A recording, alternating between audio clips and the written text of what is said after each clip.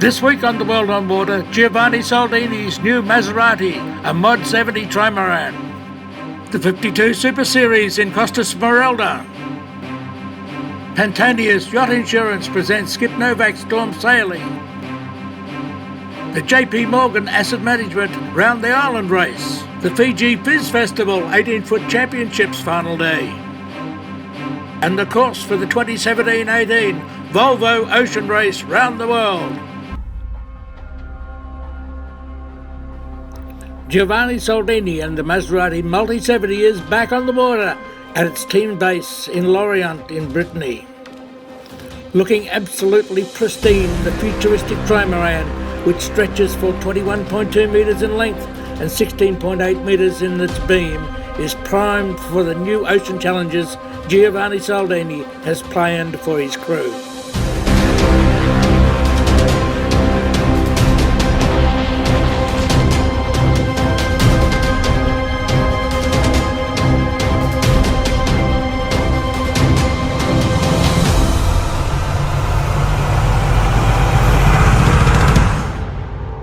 The main optimisation modifications were to her rudders, which now sport T-foils with adjustable flaps, and particularly her third generation foils, which were completely redesigned by Verdier and promise huge untapped potential.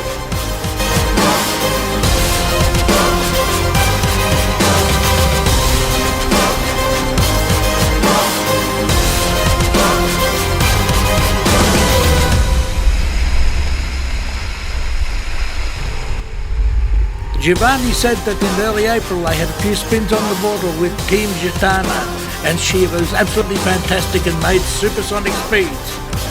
The time now has come for them to get out into the open sea and with the ocean waves.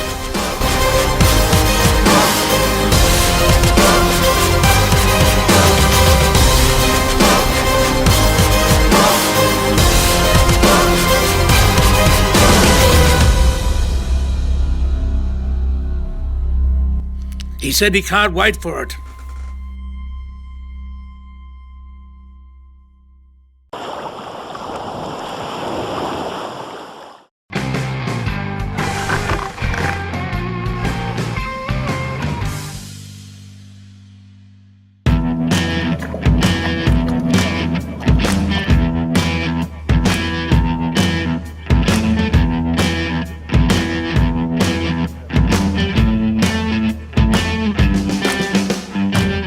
Welcome back to Portocervo, where the final day of the Audi Settimana del Bocche and Quantum Racing go on the water with a lead of 2 points. We're expecting 2 windward-leewards. We've got 13-14 knots on the course area already this morning. Should be a great finale and a good day for sport with the Tour de France starting, and a lovely day to be Welsh. Not so much to be Belgian. So Will Best, what a morning to be Welsh. Absolutely, yeah. So late night last night, watching the football. But not too many beers, but we were celebrating in the local pub here. Very proud to be Welsh today, and it's amazing how many other people are claiming to be Welsh. I have to say, on this beautiful island of Sardinia, I was feeling quite safe. I wouldn't have felt quite so safe in my hometown of Mumbles. There'll be some very subdued, humble but proud Welshmen this morning. So race number 8 got away in a nice 12-knot breeze. Gladiator had a really strong start, got a little right shift to start with and got clear ahead in a nice lane of breeze, so we're going very fast. Little close action behind them at the top mark. They managed to extend there. Provezza were second and Quantum Racing crossed the line in third. So we're more comfortable in a breeze, but you know, we made a nice start, made some good decisions, and I think we were maybe a bit lucky that there was such a pile up behind us. We got a little bit clear, and it's a different world when you're in the front few. We got off the line well and picked a couple of good shifts and a bit of luck as well. And race number 9 was a fitting finale to the week. 25 knot Portocervo foam up. Ran Racing got clear nice and early on the first beat, led at the top mark. Allegri, Quantum Racing and Gladiator had a really nice fast run together, really fast and furious. Allegri got second round the leeward gate, just behind Ran, but ran away with it. Allegri took second. Quantum Racing take third and win the regatta. No, it's been great. It's always fantastic to race here in Portocervo, and the yacht club takes well care of us, and we got a little bit of different conditions, and today was just fantastic with 22 knots of breeze, and it was just fantastic. These boats are just flying downwind, and this is how it should be. I think the best thing about this regatta is we had a helmsman swap, and it's such a great measure of the team when Doug comes on the boat and the platform that he's provided for us, really, that he can step in and that we can continue to race the boat at a high level. You know, that's a indication of him as a sailor, and it's a great indication of the team, from shore team to sail designers to front to bow on the front to stern on the boat. I mean, it's a great feeling. Well, not a lot to add other than I think, you know, when Terry talks about the team and what everyone does to make it happen, from the preparation of the boat, you know, right from the last regatta, every little thing gets fixed. Every little improvement that can be made is thought of and is improved.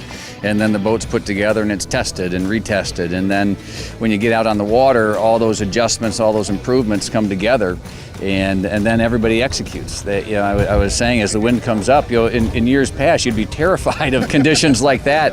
But today, you know, the boat's ready, the crew is ready, and you can just have fun and sail competitively. So the final standings for the Audi Settimana del Bocche, the second regatta of the 52 Super Series. Quantum Racing winning 2 regattas in a row on 31 points. Ran Racing on 37. Azura and Platoon on 54 points, 3rd and 4th respectively, and just 1 point between 3rd and 5th. Well, that's it from the wonderful Costa Smerelda. A great week of racing on the Audi Settimana del Bocche, won by Quantum Racing. Join us again next month in Porto Portals.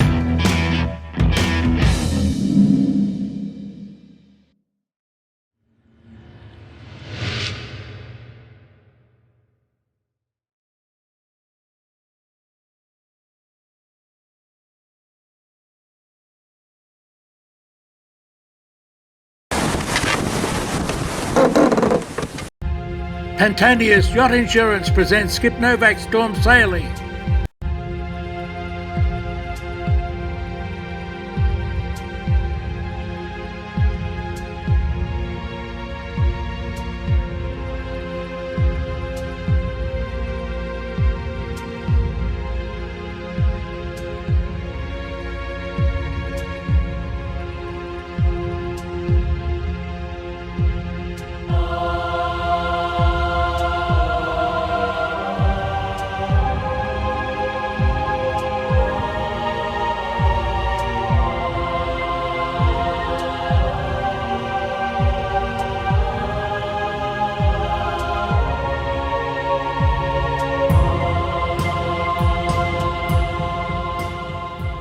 Welcome to Yachting World's Heavy Weather Seamanship Series, produced in association with Pantaenius Yacht Insurance.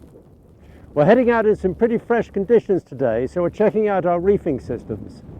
Skip Novak's going to run through this with us and give us some hints and tips. Reefing in heavy weather. Well, the first principle is, if you're reefing and it becomes hectic and a complete chaos, you've left it way too long. The whole trick is to reef before you need it. You got to think ahead and anticipate the weather, especially in a place like this where you have a lot of land effect, wind coming down, katabatic winds coming down from the mountains. They come out of nowhere, so you've got to be really sailing along short canvassed all the time, and if you have any suspicion there's going to be more wind, stick it in. You just don't need a lot of sail. Now we're going to go through the maneuvers one by one. The whole trick is do it methodically, one step at a time. 2 people can do it on a boat like this easily, and bring it down like a window blind. We're going to show you how to do it step by step. Okay, we're going to go through the steps of reefing here now. The first thing is sort your lazy jacks out, however you have it set up on your boat. Every boat's different, of course. So we've got our lazy jacks forward on this one. And the wind's coming out, so Elaine, you give me a big ease. Let the sail feather. Take all the load off the sail. Okay, step 2, we want to jam off the second reef line. We've got the second reef in, we want to jam that reef line off at the boom. and put the third reef line on the winch, on the clue line winch. And then we want to pre-tension that third reef, so when we drop the halyard initially, the leech doesn't fly all over the place. We want to pre-tension that thing, get some load on. That's very good. Okay, now next stage is a bit of halyard down. And it's trade-off between a bit of halyard down, bit of clue line on. You don't want to dump all the halyard off because then the leech goes flying all over the place. And it's no big hurry here. You don't want to do it in a panic. So you want a bit of halyard down, bit of clue line on. Have it come down like a window blind. Coming down nicely, so we're going to go halyard down in the ring on the bullhorn. At the same time taking in, if you can do it, the guy at the mast taking in the slack on the fourth reef line so that doesn't do a loop around the boom. So we got the bullhorn on, halyard back up. Halyard's made, very good, that's great. Last thing, clue line on. As you trim on that third reef clue line, you want to have a slack main sheet to allow the boom end to lift up to the reef point. Then you simply trim on. We've got 3 reefs, our permanently rigged storm staysail, and we're set up to go out and sail comfortably in 35 knots.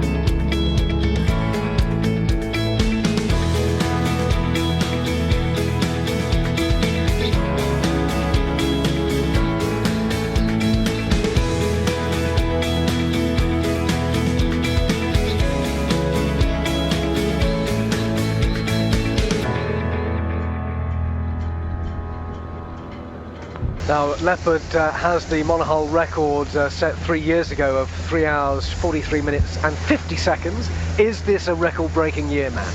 Well, there was a lot of discussion about that yesterday on the dockside. I mean, the strength of the breeze and the consistency of the breeze suggests that certainly there's enough of it for boats to stand a chance. The slight problem is that the breeze is a little bit too much.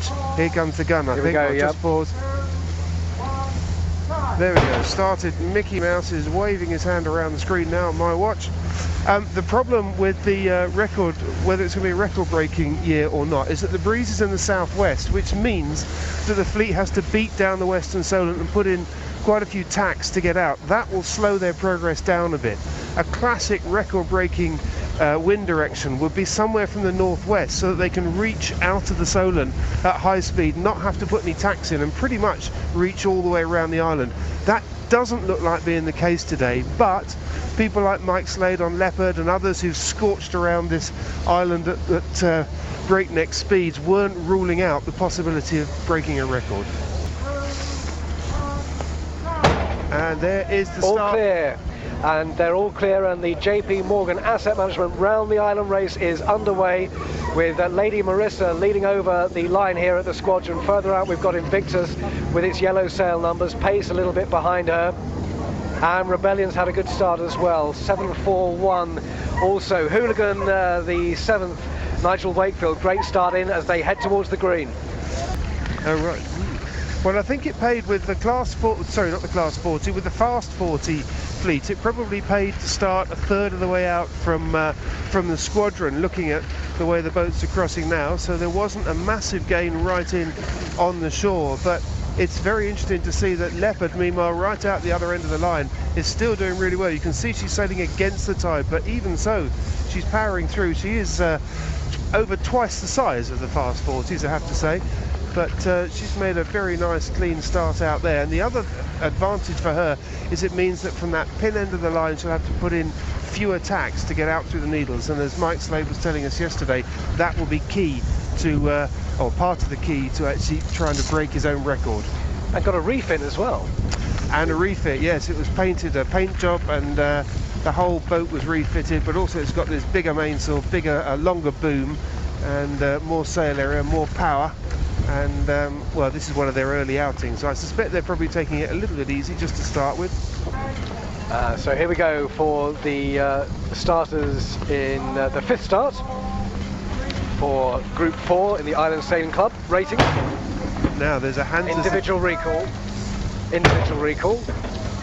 There's another gun there, just a couple starting in here by the squadron, most of them out there with you, Matt. Yes, I was going to say there didn't appear to be anybody that close to line at this end, or certainly not over the line at this end. The boat that's actually got a very good start but isn't actually managing to sail off the line fast enough is actually GBR 3300. I'm not sure who that is. Rhapsody. Well, that was a lovely start. They were right on the line, but they weren't really going that quickly, and they've got a lot of sail up, and they're starting to spin out and stall out of it, struggling to get off the line with pace. But another boat that's done very well is GBR 8453, a blue boat. They got a very nice start indeed. Clear air, followed by a Sigma 8351. They got a good start. 8453 is Silver Lining. Okay, well they got a very nice start, although they do have someone out on the bow trying to sort something out for some reason. I'd like to get that man back because capitalise on the good start they made. But a nice clean start there, but what a gathering of boats. Quite a lot of boats actually, now I look back, quite a lot of boats choosing to hold back from that start and not get sort of too stuck in, because we must have another, that's got to be 30 or 40 boats, a big sort of second wave of starters who were happy not to be on the line right as the gun went. Hi there, well at the moment coming around the Needles it's very, very breezy here. We've got Fado 3 just about to come round, followed up closely by one of the other multi-hulls.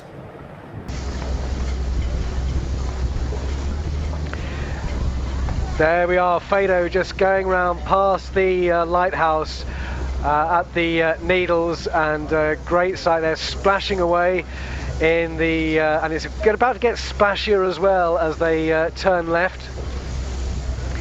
But there we are, Fado going past the Needles, and we'll hear more from Fran as more of the competitors past her there. But it really is a fantastic sight with the first yachts turning around there. Fado now just bearing away and turning round the Needles. It doesn't get better than that. We have sunshine, we have a stiff breeze, and possibly a record is on.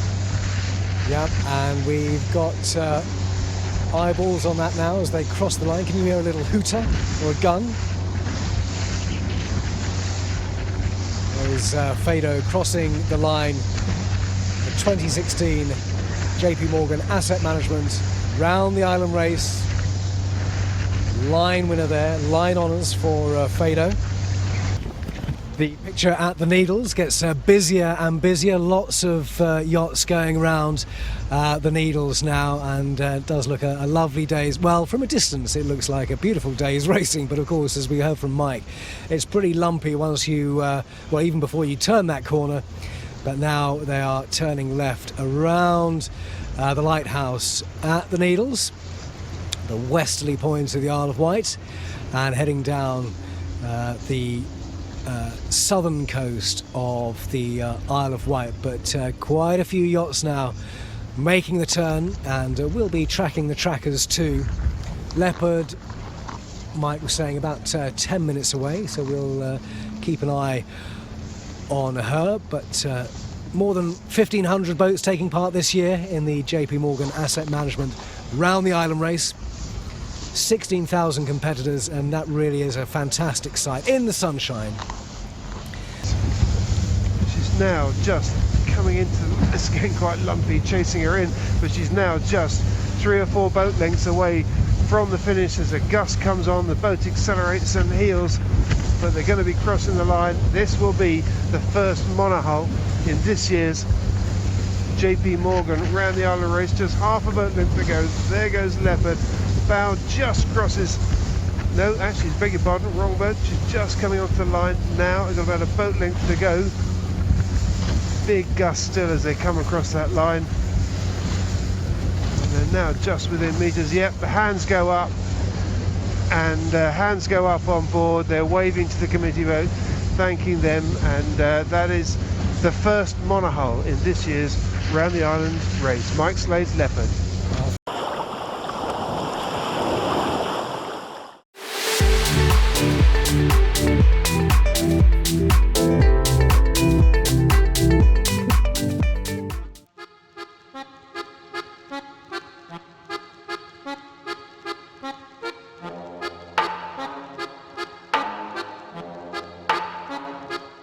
Okay, so here we are, day 4 of the Fiji Fizz Festival. It's the final day of racing. After a long race yesterday, we got 3 more windward lures today.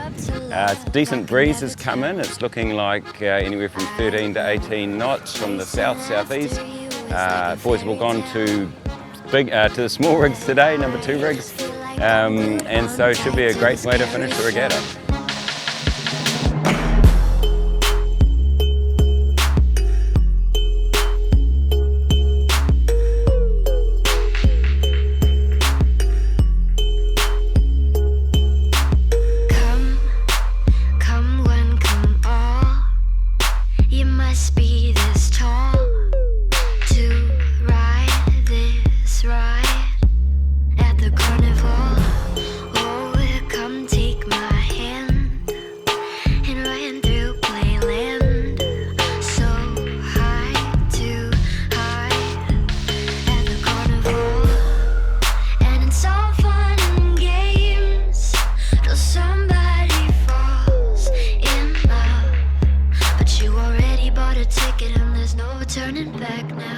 We have the results of the local rules themselves. So, online, we have in 3rd place this year, 2016, Harkin and Johnny.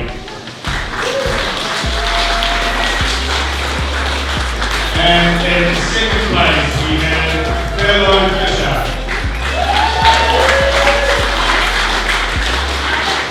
And winning the 100% Harkin World Championships in 2016 is Yamaha.